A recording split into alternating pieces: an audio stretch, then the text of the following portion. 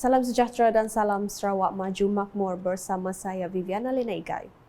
Tumpuan berita malam ini, Premier Sarawak Datuk Patinggi Tan Sri Dato' Abang Abdul Rahman Zohari Tun Dato' Abang Openg telah menyaksikan beberapa upacara pemeteraian Memorandum Persefahaman MOU dan Memorandum Perjanjian MOA di Wisma Bapa Malaysia Kuching pada Jumaat.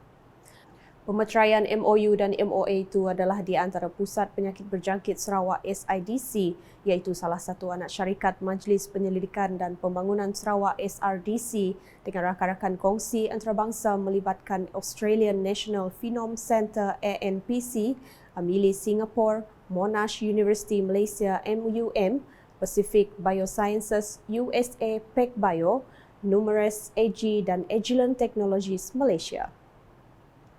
Berucap ringkas dalam majlis itu, Datuk Patinggi Abang Zohari berkata pemeteraian itu juga membolehkan SIDC memulakan penyelidikan dan program pembangunan modal insan dalam bidang penyakit berjangkit dan tidak berjangkit. Today marks a very significant milestone between SIDC under the Ministry of Education and Talent Development, and it is part of our capacity building in Sarawak to provide exposure to the issues of R&D, research and development, which we hope will be able to not only the transfer of technology, but rather to do in-depth research on tropical disease. Datuk Patinggi Abang Zohari menambah kerajaan Sarawak telah membelanjakan dana sebanyak 7 bilion ringgit untuk perbelanjaan pembangunan termasuk subsidi lain daripada kewangan negeri ini sendiri semasa pandemik COVID-19. Having that experience, I have requested the SIDC to explore and get us prepared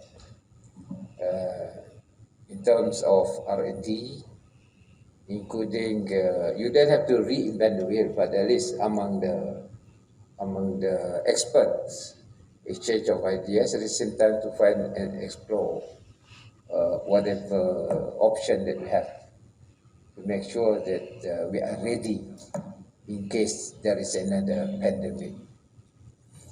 Turut hadir Menteri Pendidikan, Inovasi dan Pembangunan Bakat Sarawak Datuk Roland Sagahwiin, Setiausaha Kewangan Sarawak Datuk Seri Dr. Wan Lizosman Wan Omar serta tetamu kehormat lain. Berita seterusnya, masyarakat di negeri ini perlu didedahkan serta dididik mengenai kepentingan penjagaan kesihatan mental. Menteri Pembangunan Wanita, Kanak-kanak dan Kesejahteraan Komuniti Sarawak Datuk Seri Fatimah Abdullah berkata, langkah ini penting bagi membentuk kesedaran masyarakat dalam membantu individu yang mengalami masalah kesihatan mental. Menurutnya, program Striving Towards Emotional and Psychological Support STEPS merupakan antara program bagi memberi kesedaran penjagaan serta mempromosi kesihatan mental dan emosi dalam komuniti universiti. Specific to emotional and psychological support, the Ministry supports and collaborates with several NGOs such as Mental Health Association Sarawak, Persatuan Kebajikan Perkhidmatan Psikiatri MIRI, Awareness Against Suicides Malaysia or AWAS, and Befrienders Sarawak to conduct targeted activities such as mental health first aid training, sama seperti yang dilakukan di Unimas ni ya. Community mental health literacy and suicide prevention since 2019. And as of September 2023, a total of 27 series of mental health programs were conducted all over Sarawak. Beliau berkata demikian semasa berucap dalam majlis perasmian program STEPS sempena pelancaran Bulan Psikologi dan Kaunseling Peringkat Unimas 2023 di Arena Gemilang Unimas pada Jumaat. Datuk Seri Fatimah menambah penganjuran program itu adalah untuk menggalakkan persekitaran universiti yang positif dan memupuk keseimbangan kehidupan dari segi akademik dan bukan akademik. Hadir sama Naib Chancellor Unimas Profesor Datuk Dr. Muhammad Kadim Suaidi serta tetamu kehormat lain. Paparan berikutnya, Perikatan Perkhidmatan Inovasi dan Teknologi Dunia WITSA telah menyampaikan anugerah inovasi global dan kecemerlangan teknologi kepada 38 pemenang dalam pelbagai kategori sempena Kongres Inovasi dan Teknologi Dunia ke-27 dan persidangan ke-6 Ekonomi Digital Antarabangsa Sarawak WCIT IDEX 2023. Pengerusi WITSA Dr. Sean Siah berkata, kesemua pemenang yang terpilih itu dari 4 benua berbeza. Menurutnya, jawatan kuasa pemilihan sebelum itu telah menyemak lebih 148 penyertaan di mana setiap satunya adalah unik dan luar biasa. For this year, the submission for the Global Innovation and Tech Excellence Award, not only plentiful, we have 148 submissions, okay, all unique, very remarkable solutions. And I felt sorry for all the judges, spent hours, but then 2 days, over the weekend? 1 week.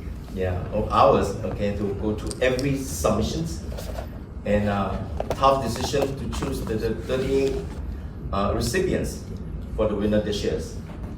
And my heartiest congratulations to all the winners for your relentless pursuit for excellence, for innovations, and big contributions to the government, to the environmentalists, to the educators, for everyone citizens. Beliau berkata demikian dalam sidang media anugerah inovasi global dan kecemerlangan teknologi WITSA di Pusat Konvensyen Borneo Kuching BCCK pada Jumaat. Dr. Sean menambah sebagai pemacu terkemuka industri teknologi digital global yang diiktiraf, WITSA juga memacu transformasi dan mengembangkan penggunaan teknologi secara global. Beralih ke perkembangan dari Simunjan, dengan masyarakat digesa untuk bekerjasama dalam membendung dan memerangi buruh paksa. Ahli Dewan Undangan Negeri Adun Simunjan Aula Dris berkata, Kerajaan Sarawak memandang serius sebarang kes yang berkaitan dengan buruh paksa, buruh kanak-kanak serta pemerdagangan orang. Menurutnya, pada tahun 2023, Jabatan Tenaga Kerja Sarawak telah berjaya membuka satu kertas siasatan berhubung isu buruh paksa yang berlaku di kawasan Bintulu dan kes tersebut sedang berjalan di mahkamah.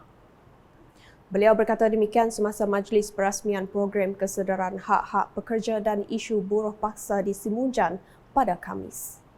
Menurut beliau, objektif utama penganjuran program itu adalah untuk mendidik masyarakat setempat berkenaan hak-hak pekerja, terutama ordinan buruh dan isu buruh paksa.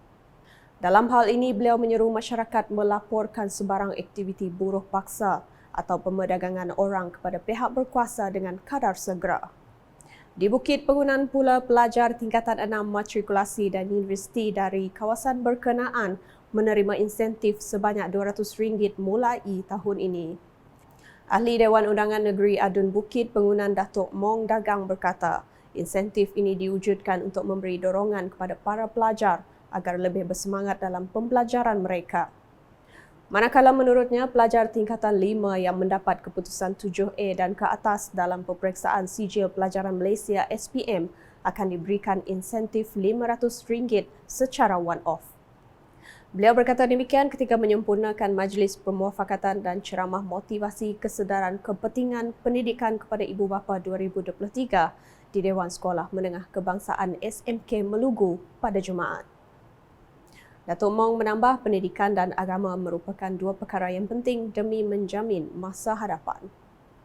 Sekian edisi malam bersama saya Viviana Lena. Berita lebih lanjut boleh didapati di semua platform media sosial UKAS termasuk portal ukas.sarawak.gov.my dan UKAS Channel di YouTube. Sebelum mengakhiri buletin, kami tinggalkan anda dengan video Visi Premier 2030 Bandar Pintar Kuching. #saluran informasi rakyat. Salam UKAS. Visi Premier 2030 Bandaraya Pintar Sarawak.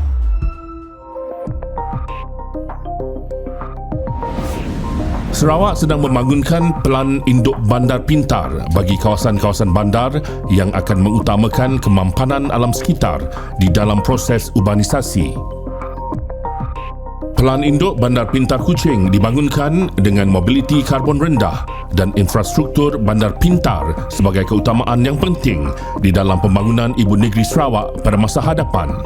Dimulakan pada 2019 oleh Majlis Perbandaran Miri dan Sarawak Information System Sdn Bhd Sains. Antara komponen-komponennya termasuklah papan tanda digital, bandar selamat dan taman selamat, perparitan pintar, bas pintar, trak pintar, aplikasi bandar pintar, Miri Cares, pelancongan Miri, Electronic Local Authority 2 ELA2 dan pusat kawalan. Bangunan-bangunan hijau yang mematuhi Indeks Bangunan Hijau GBI, antara yang menyelah termasuk Universiti Teknologi Sarawak UTS di Sibu dan bangunan Dewan Bandaraya Miri. Pusat Operasi Bersepadu Sarawak SIOC merupakan komponen penting di dalam perancangan Bandar Pintar Sarawak dan saling boleh kendali serta ia adalah sebahagian dari inisiatif Kerajaan Sarawak dari visi yang amat berhormat Datuk Tinggi Dr. Abang Haji Abdul Rahman Zohari bintu Datuk Abang Haji Openg, Premier Sarawak. Penggunaan meter elektrik pintar yang dimulakan oleh Sarawak Energy untuk mempertingkat pengalaman pengguna dan membekalkan perkhidmatan bacaan bil yang tepat berdasarkan penggunaan masa sebenar. Pusat Kawalan Bersepadu adalah yang terkini di pusat lokasi untuk memberi arahan, koordinasi dan membuat keputusan di dalam menyokong respon insiden.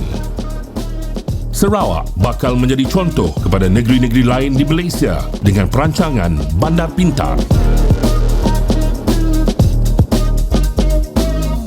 Visi Premier Sarawak Maju 2030.